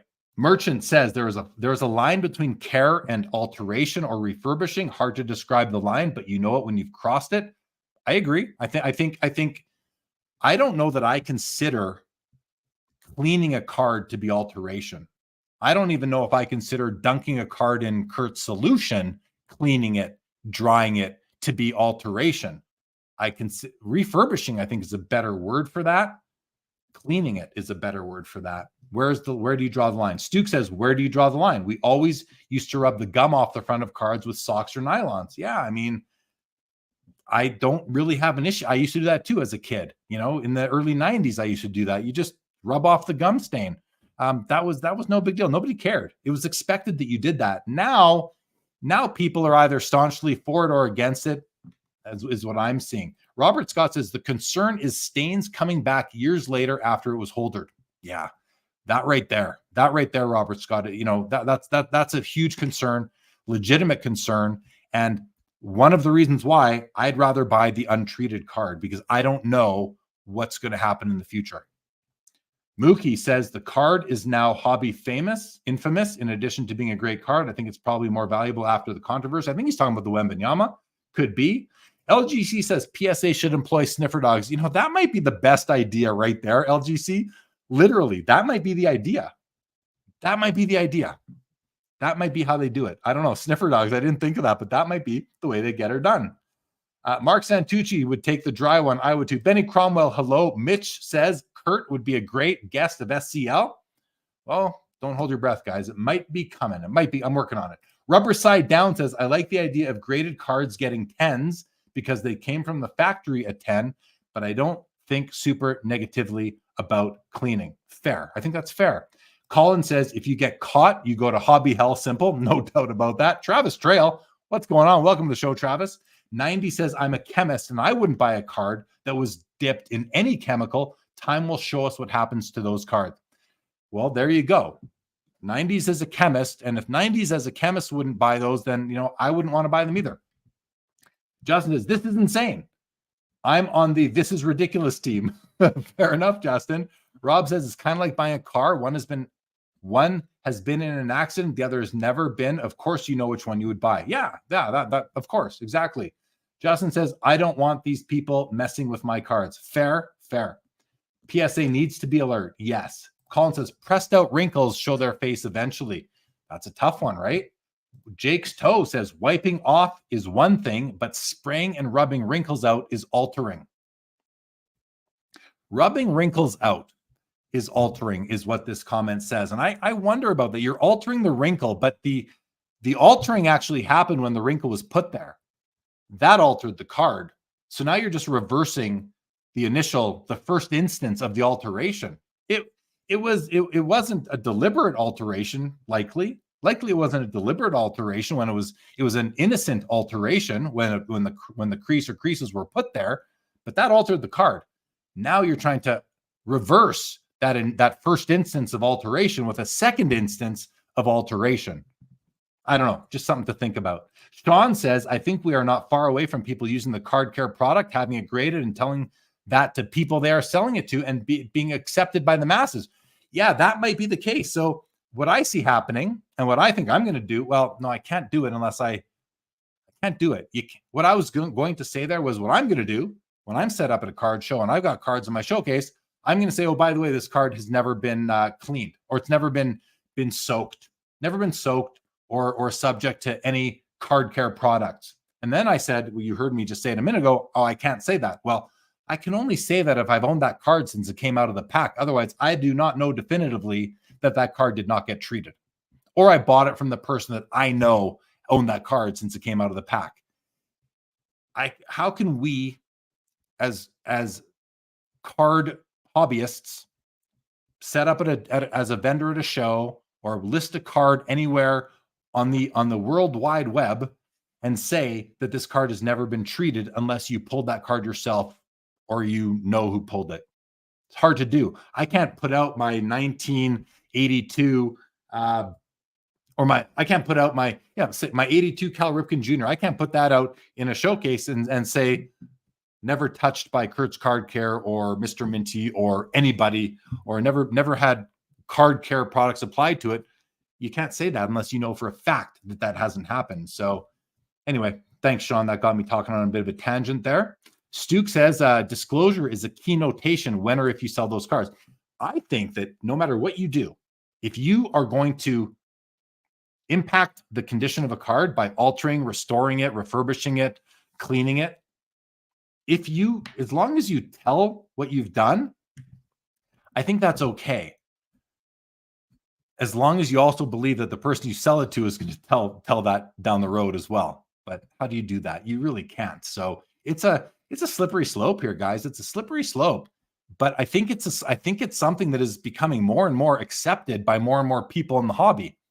So we the traditionalists, are going to have to find a way to remain in the hobby, or I think we're going to lose some. I think we will lose some people who are just fed up and just don't like that. That's the way the hobby has gone, and that's fine. I mean, you don't have to like it. You just don't. Justin says this Kurt is making money at our expense. I don't know about that, Justin. I mean, everybody makes money at somebody else's expense. I go to a restaurant, it's my expense to pay the meal, and it's their revenue. You know, it's a zero-sum game. But I hear what you're saying. I do know what you mean. That's not what you meant, and I get that.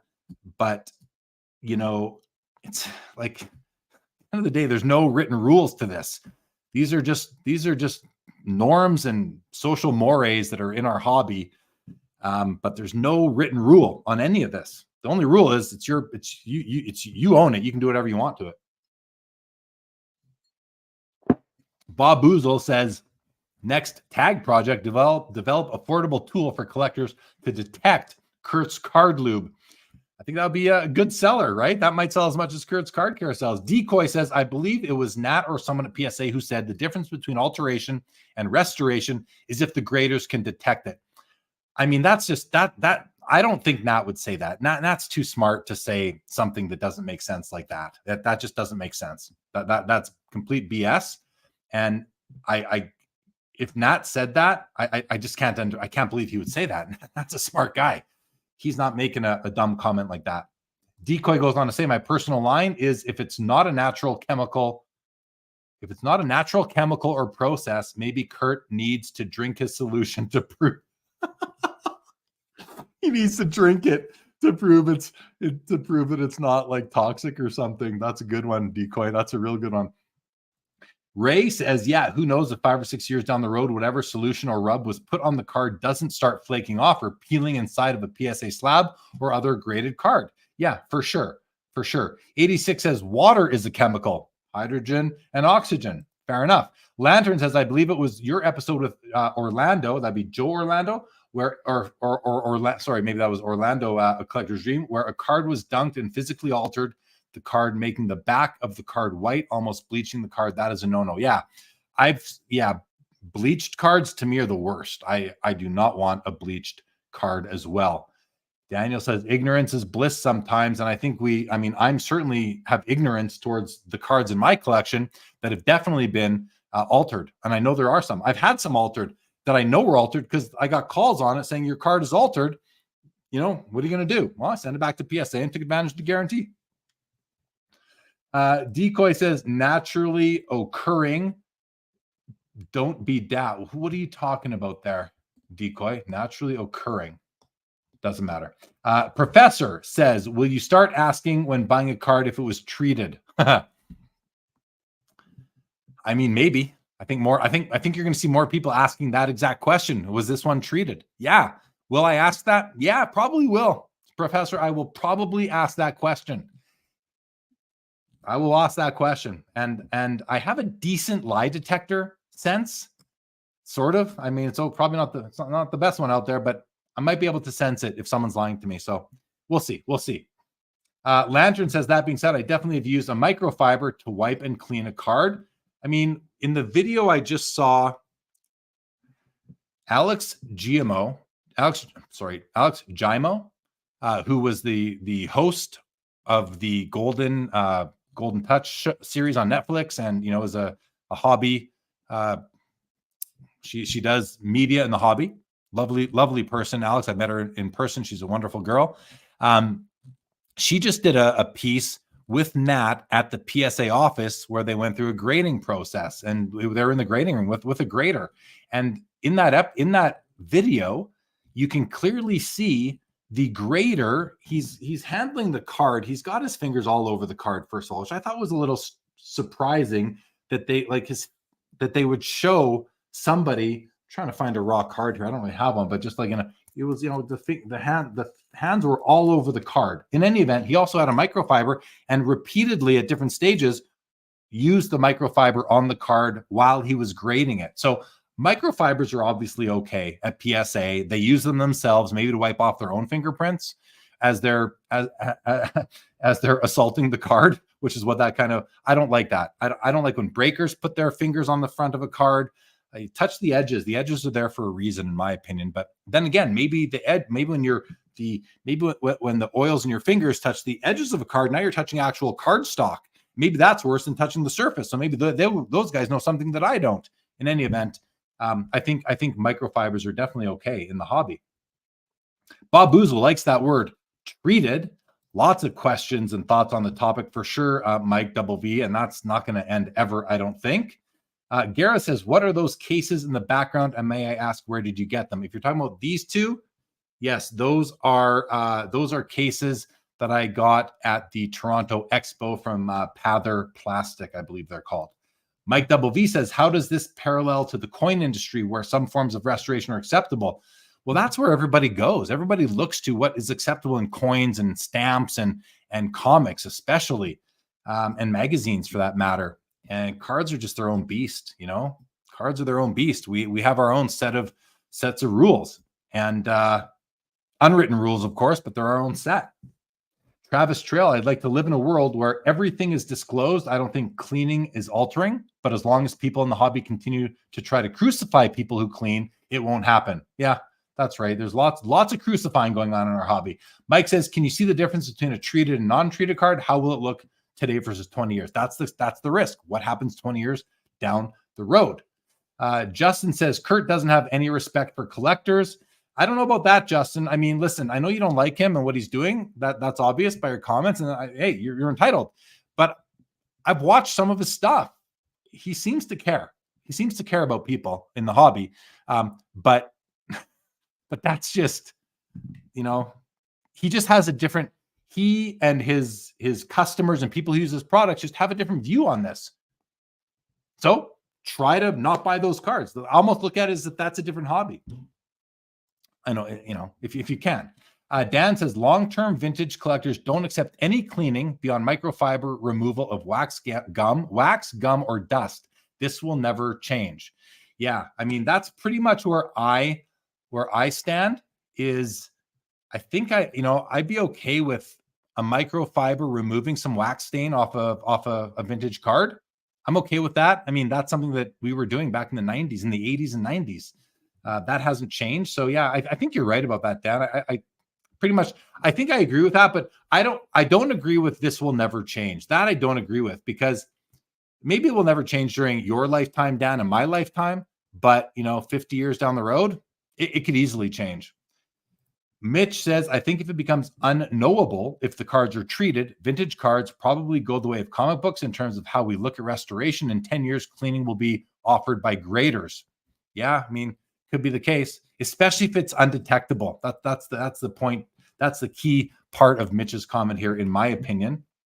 Narmac1 says, Kurt's Card Care is 100% handmade with safe, natural ingredients. Does that make a difference? I feel it does. Yeah, good question. I feel it does, says Narmac. I don't know. I would need to be a chemist to really know about that for sure. Daniel says, I'm reading his website. It seems the solution is intended for modern cards, not recommended for vintage. Okay, interesting. CC says, Kurt's kit is not unique. He is just packaging items in his kit that can probably be purchased at a hardware store. Okay, great. But he's the one who's taken the initiative and packaged it and marketed it to the hobby.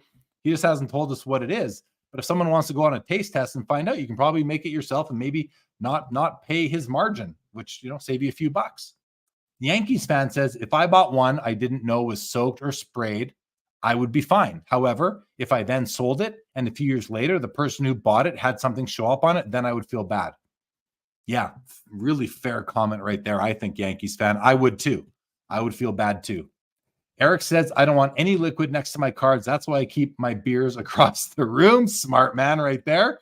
Robert Scott says, stick to 2s, 3s, and 4s, less likely to be messed with. So that's a strategy that I've been thinking about a lot. Not so much as far as the card care goes, more with trimming. I'm just so scared of vintage cards being trimmed. And again, I know I have some in my collection. It's inevitable that I still do. And that just sucks. But I feel like, when I'm looking at certain cards, 51 Parker's Talkie, I will often refer to them as full-bodied because they are big, thick borders compared to some others. Now, I know they weren't cut consistently, but I would still prefer a full-bodied card. Vintage asks, don't you think PSA is treating common cards with Kurt's themselves and monitoring them for any changes? Yeah, great call out. Vintage, like they should be. That's what they should be doing, running their own experiments, 100%. Are they? I don't know, of course. Do I think they are? Yeah, I think they are. I think for sure they are. Because they need to understand what's going on in the market, and that is going on in the market right now.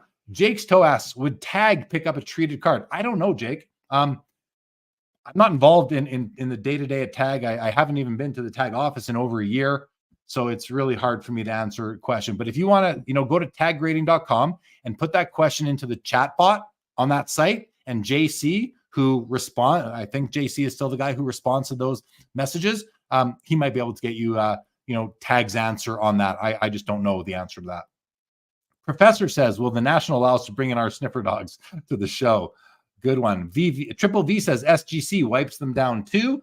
Merchant of Cool says perhaps card care is just a form of card art.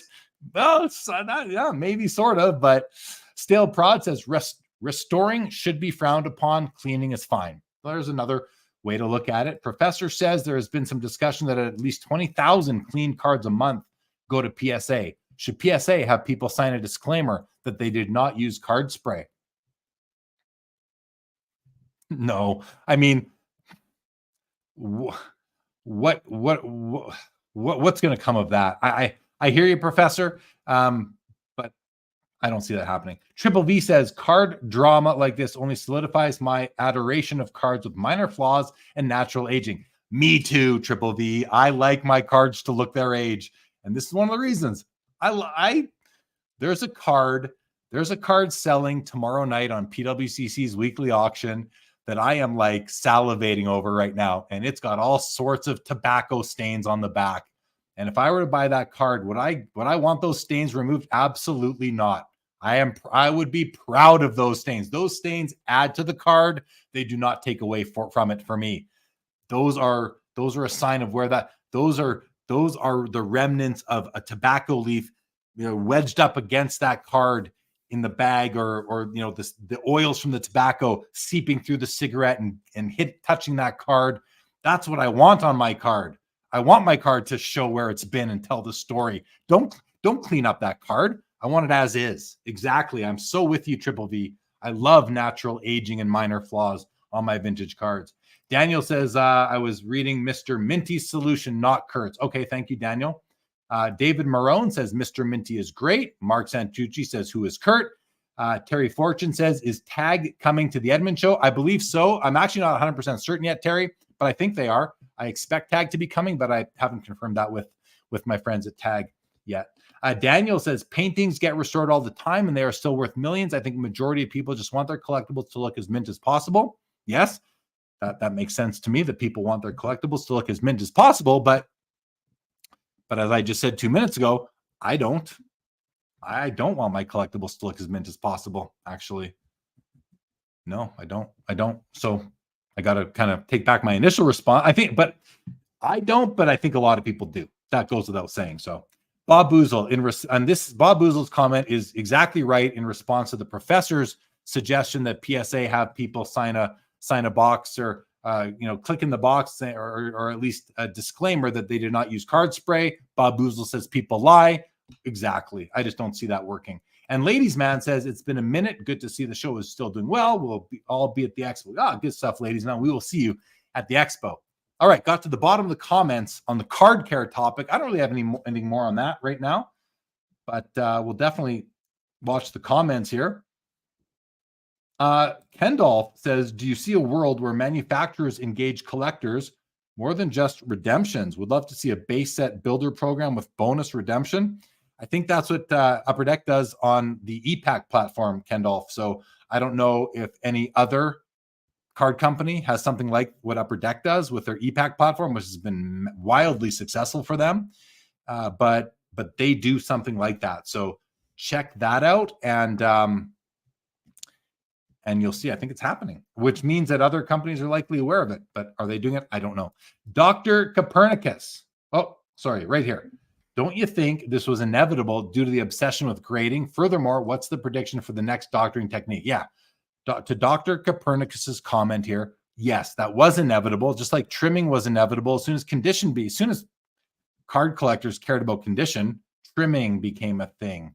Recoloration became a thing. So yeah, I think you're right on, Dr. Copernicus, on this one. And what's the prediction for the next doctoring technique? I don't know. Great question. I don't know what it would be. Rome Rant asks, have you ever had Kurt Christensen on the show? I don't know who that is. If Kurt Christensen is Kurt from Kurt's Card Care, the answer is no. I've never had him on the show, Rome, but I expect I'll be having Kurt from Kurt's Card Care on this show within the next 30 days, guys. Just a little, well, I was going to save that, but since it's been asked, I do believe I will have Kurt on the show. And Robert Scott says, can't compare fine art restoration to Kurt's Card Care. Okay, fair enough. LG says, CPAs hate attestations. All right, guys.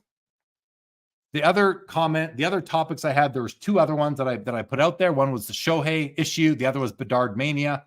And on the Shohei issue, listen, I don't collect baseball very heavily. If I do, it's vintage only, and 90s inserts. And I don't own a Shohei card. Wasn't ever planning on buying one. If he's the next Babe Ruth, I think that's wonderful. I'll stick to Babe Ruth. Nothing against Shohei. I just, I'm not really into the ultra modern stuff. And it just, the thing that comes out of that is, to me, is that you just have to be so careful investing in the flavor of the month player. And I mean, Shohei might be the flavor of the decade. He might be the flavor of the century. But regardless, you have to be so careful. If you are a player collector and you're putting all of your hobby resources into one player, you have to be willing to love that player's cards come hell or high water, whether that player gets traded to the team you hate the most or that player gets caught doing something that is, puts them in a court and is potential for jail time if they are caught doing something bad, whether it's gambling, fixing games, or doing something that you're not supposed to do to other people. Be careful. You just got to be careful. I mean, we see athlete after athlete getting in trouble with the law, whether it's the law or the law of the leagues or the PAs.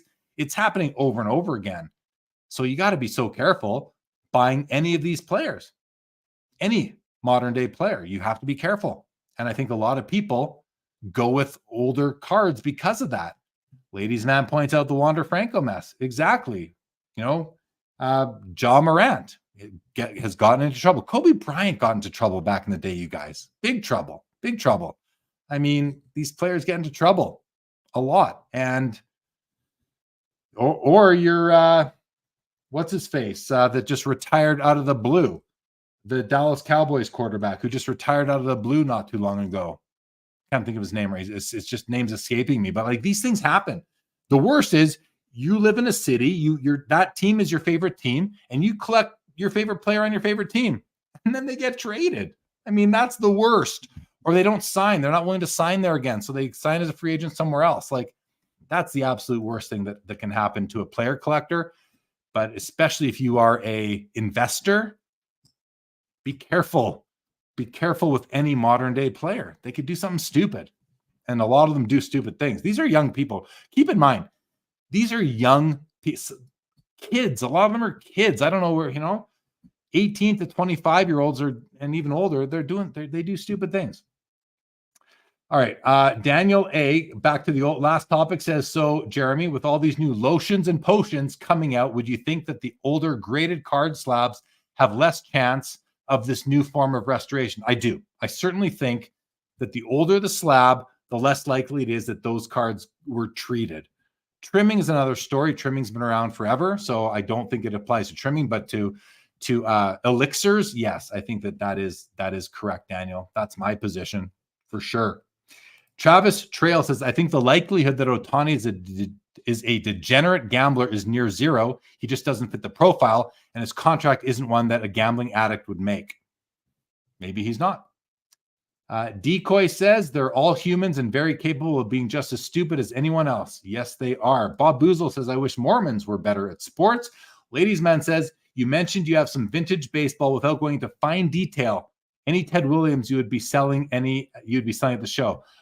No, lady. I own the Ted Williams rookie card, and that's it. I don't have any extra Ted Williams cards. Mark Santucci says, I don't have any Shohei,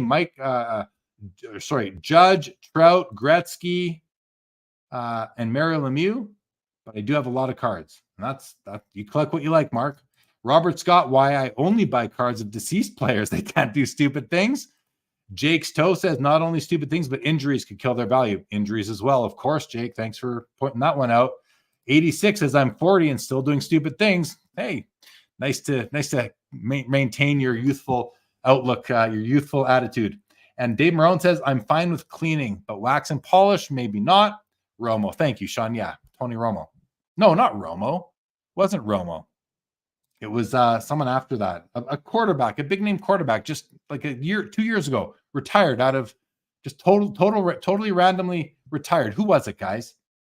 David Ventura says, what cards are you bringing to show at the Expo? You'll see them there, David. You'll see them there. Thank you, Kendall. There it is. And Hobby Champs, Andrew Luck. Exactly who I'm thinking of. Andrew Luck just retired totally out of the blue. Yes, Kendall. Yes, Mike Double V. Thank you, guys. That's who I was thinking of. Anyway, Shohei. To me, I don't listen. Doesn't impact me personally. My friends who are fans of the LA Dodgers, I feel for them if it's going to impact Shohei. Fellow hobbyists who have sunk money into Shohei Ohtani, I feel for you, my hobby brethren. I feel for those guys. But other than that, I don't really have much more to add on this other than I want to know what comes out of the investigation. What are the facts? That's all I want to know. I mean, let's face it, the speculation and all the theories out there are fun to speculate on, but what are the actual set of facts, and what does it mean? And does it even matter at this point, or is his reputation now stained? We'll see. I think he could redeem himself on the field if he gets on the field again, which probably he will, and he is the same player he was. I think this might be a blip. And not something that is going to be lasting for him. Bob Boozle, it's unreasonable to think these. It's unreasonable to think these players aren't going to do dumb things and go through slumps. Yeah, of course, that is unreasonable, Bob. I 100% agree with that, and I think that they will always be doing things that are not exactly what we would like them to be doing. Daniel says that Ted Williams is the black and white card. Yes, it is, Daniel. It is. Ladies man says, bring the 39 play ball. I won't be bringing the 39 play ball, ladies man. I will be at the Edmonton Expo, Kendolph. I will be there. CC says, just hope the Ohtani truth comes out and no cover up, right? For sure. Hobby Champ says, imagine if it were Connor McDavid. Yeah, I mean, I don't want to imagine that. That would suck. Daniel A says, Ohtani's interpreter sounds like a scapegoat. Yeah, I mean, could be. It's plausible. But sounds like and are two completely different things. Sounds like is just guessing, is the result of an investigation and actually knowing what the set of facts are. Bob Boozle says this is humiliation ritual. Ohtani to the moon. Hopefully, I mean, I'd like to see him be successful. Bedard Mania was the last topic I had, guys, and again, not one with not a lot to add other than. I think what we're seeing is the price of young guns on the secondary market has crashed, which we knew it would. You can find many of us saying that over the past several weeks. They're going to crash. They're going to come down. And but Bedard is a great player. He's a good player. He's having a great rookie year. He's having a top 20 rookie year of all time. His rookie season actually is almost identical to Steve Yzerman's rookie year. The point projection is the same. Goals, assists, very close. The team he plays with, very similar. Steve Yzerman went on to joined the Detroit Red Wings in the 84-85 season or 83-84 season. The team was the bottom of the league, terrible team. It took about 8 or 9 years to win a Stanley Cup, and then they won a couple. Now, he had a solid team by then. They had some amazing players, Sergei Fedorov amongst others. Maybe Chicago can do the same thing. They're second last in the league right now. Maybe they get another great draft pick, and they don't they don't use their draft picks like the Edmonton Oilers did throughout the first half of the 2010s, and draft players that don't want to be there or players that don't pan out. Maybe Chicago does well drafting, and they are able to convert Connor Bedard into a Stanley Cup 5, 6, 7, 8, 9 years down the road from right now. He's a great player. He is a really good player. Is he Connor McDavid, Nathan McKinnon caliber? Time will tell. I don't think so, but time will tell. But he's still very, very good, and he might be the top of the next tier. All right, just looking at oh yes, Hobby Champs Collectibles Guru. Why did that?